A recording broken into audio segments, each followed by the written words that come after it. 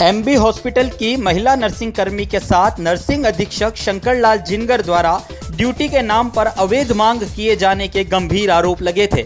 Nursing कर्मी की शिकायत पर आरएनटी के प्रिंसिपल डॉक्टर लाखन पोसवाल द्वारा एक जांच कमेटी गठित की गई थी और मामले की जांच भी की जा रही थी, लेकिन कई दिनों तक महिला नर्सिंग कर्मी को न्याय नहीं मिलने से पीड़िता अब सामाजिक संगठनों की शरण लेने पर मजबूर हो गई है।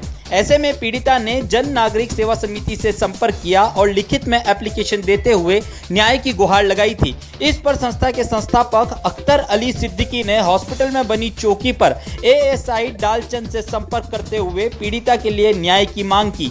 सिद्दीकी ने आरोप लगाया है कि एएसआई डालचंद का रवैया आम नागरिकों के प्रति ठीक नहीं है और अपने पद का दुरुपयोग करते हुए आम जन को रौब भी दिखाते हैं और आए दिन इसी तरह से पेश आते हैं। जन नागरिक समिति के संस्थापक सिद्दीकी पीड़िता के साथ एएसआई साहब के पास पहुंचे तो उन्होंने गाली गलौज करते हुए सलाखों के पीछे डालने की फटकार तक लगा डाली।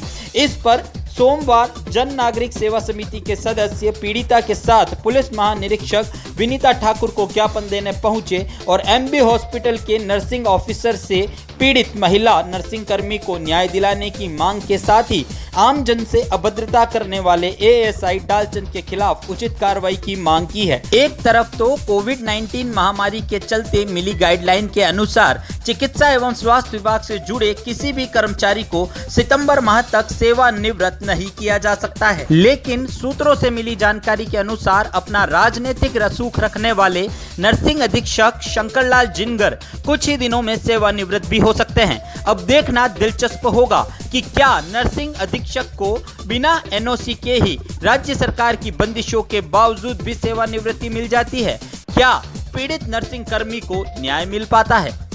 हमारे जो नर्सिंग अधीक्षक है श्रीमान शंकरलाल जी जिनगर, उनके द्वारा मेरे साथ कुछ अत्याचार हुआ था। उन्होंने मुझे प्रपोजल दिया था साथ में चलने के लिए, घूमने फिरने के लिए।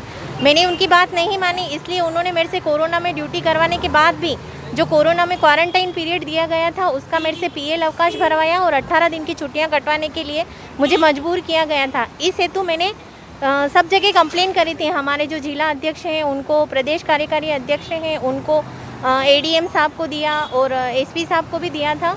उसके बाद मैंने ये एप्लीकेशन लिखी थी। ये जो प्रार्थना पत्र था ये मैंने 8 तारीख से लेके और 20 तारीख तक ये दिया थे सारे प्रार्थना पत्र। कल दिनांक तक कोई कार्रवाई नहीं हुई, मेरे पास कोई जानकारी नहीं है, ना मुझे कोई राहत मिली। इसलिए मैं अख्तर भाई जन जागरण समिति के जो संस्थापक हैं उनके पास गई थी कि आप मेरे साथ चलो, मेरी जांच कहाँ तक पहुँची है, अपन चल के चौकी में पता करके आते हैं। तो हम दोनों भाई बहन वहाँ गए चौकी में। तो जो एएसआई साहब थे उन्होंने बात तो सुनी हमारी, ठीक है, कि वो क्या कहना चाहते हैं ये वो, ठीक है, लेकिन उनका जो रवैया था बात करने का वो कुछ ठीक नहीं लगा। उन्होंने बोला हम आपकी मदद कर रहे हैं, हम आपको सहयोग कर रहे हैं। उन्होंने सिर्फ मुझे ये चीज़ बोली, परंतु उन्होंने जो हमारे अख्तर भाई साहब हैं जो मेरी मदद करने के लिए, मेरा सहयोग करने के लिए और मुझे न्याय दिलाने के लिए जो मेरे साथ आए थे मेरे लिए बात करने के लिए, उनके साथ धक्का मुक्की करी और उनको गाली गलौज किया और उनको धमकी दी, भाई मैं इनको अंदर डाल दूँगा, ये सब कुछ। मैं ये चाहती हूँ कि आप जो भी यहाँ पे जो घटना हुई है, जो मेरे भैया के साथ हुई है, अख्तर भैया के साथ, उनको भी बिल्कुल उचित कार्रवाई होनी चाहिए। और जो मेरे साथ इतने दिन से हुआ है, 9 तारीख से लेके कल दिनांक और आज दिनांक तक, मुझे अभी तक कोई राहत नहीं मिली। उसके लिए भी कुछ न कुछ जो भी उचित कार्रवाई हो वो करनी चाहिए। और शंकरलाल जिनगर, जिनका मैं नहीं कहती हूँ, मैंने तो यहीं से जीएनएम ट्रेनिंग करी है, तो आज 20 साल से लेके ट्रेनिंग टाइम का जो पीरियड था उससे लेके और आज दिनांक तक मैं यहाँ पे एक नर्सिंग स्टाफ कर्मचारी हूँ। तब तक जो पुराने स्टाफ हैं, जो पुरानी बाई हैं, जो पुराने वार्ड बॉय, वार्ड स्वीपर, सब कुछ हैं, उनसे भी आप उनका फीडबैक ले सकते हो कि उनका चरित्र कैसा है, उनका व्यवहार कैसा है, उनकी कार्यशैली कैसी है, प्लस वो सारे स्टाफ को किस तरह से ट्रीट करते हैं। जो पीड़िता नर्स है उसने 31 मई को एक एप्लीकेशन दी थी संस्था के नाम से कि मेरी मदद की जाए। सुबह 11 बजे एप्लीकेशन दी, 1 बजे दिन को हॉस्पिटल की पुलिस चौकी में पहुंचा। डालचंद जी को मैंने नमस्ते करने के बाद में अपना विजिटिंग कार्ड दिया। विजिटिंग कार्ड देने के बाद में डालचंद जी ने 3 बार विजिटिंग कार्ड को पढ़ा। मैंने कहा सर इस पर कार्रवाई क्या है, कुछ बताएंगे? तो कि वो पुलिस प्रशासन अपनी कार्रवाई करेगा और हॉस्पिटल का जो प्रशासन है, कमेटी गठित की गई है, वो अपनी जाँच जब तक नहीं आएगी जब तक कि कोई काम नहीं होगा।